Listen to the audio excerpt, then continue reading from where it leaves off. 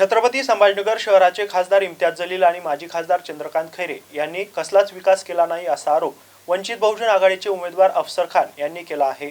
आम्ही प्रकाश आंबेडकर यांच्या नेतृत्वामध्ये पूर्ण ताकदीने निवडणूक लढणार आहोत असंही अफसर खान यांनी सांगितलं आहे। सर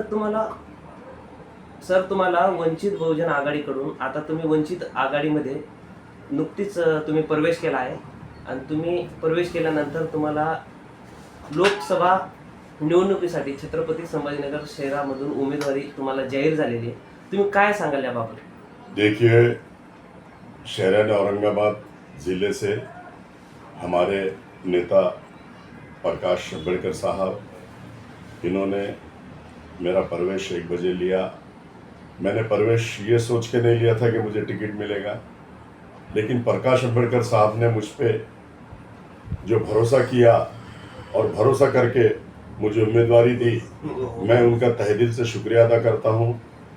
और वंचित बहुजन आघाड़ी के साथ हम सब समाज साथ में आएंगे। प्रकाश आंबेडकर साहब एक ऐसे शख्स है कि वो सब समाज के लिए बात करते हैं, सब समाज को न्याय देने की बात करते हैं, सब समाज को न्याय दिलाने की बात करते हैं।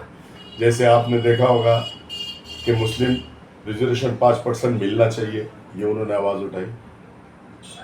हिजाब के ऊपर उन्होंने आवाज़ उठाई, जो हिजाब के ऊपर मुद्दा चला।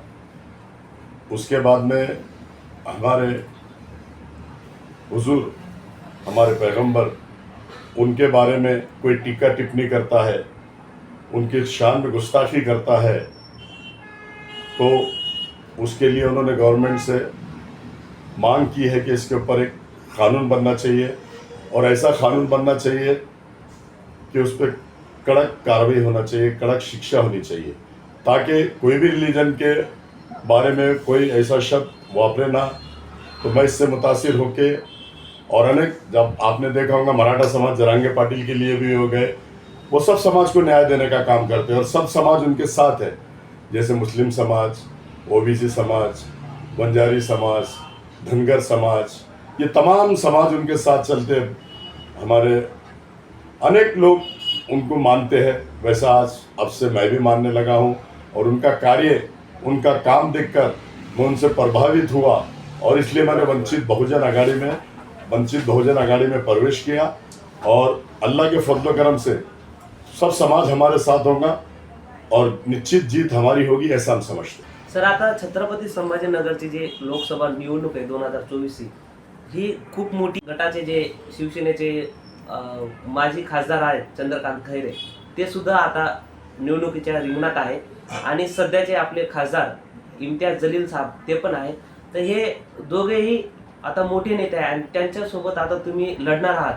तर तुमची काय रणनीती ठरली आहे की तुम्ही कशा पद्धतीने हे निवडणुकीला सामोरे जाणार आहात? देखिए, दोनों भी जो खासदार की आपने बात करे है, दोनों ही खासदार ने विकास का काम किया नहीं। मैं 5 तालुके घूम के आया। मैंने 5 तालुके घूम के आने के बाद में जो आप बोल रहे कि उद्धव ठाकरे के खासदार, उन्होंने भी कोई ऐसा काम नहीं किया जो ऐतिहासिक काम होना चाहिए, उन्होंने भी नहीं किया। और दूसरा आमदार खासदार जो तुम बोल रहे हैं, उसने तो 5 साल में न ग्रामीण में गया, न ग्रामीण में कोई काम किया।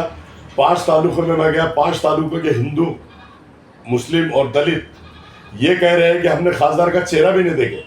5 साल में हमको पलट के भी नहीं देखा और विकास का काम तो किया ही नहीं, आया ही नहीं, तो विकास का काम होगा कहाँ से?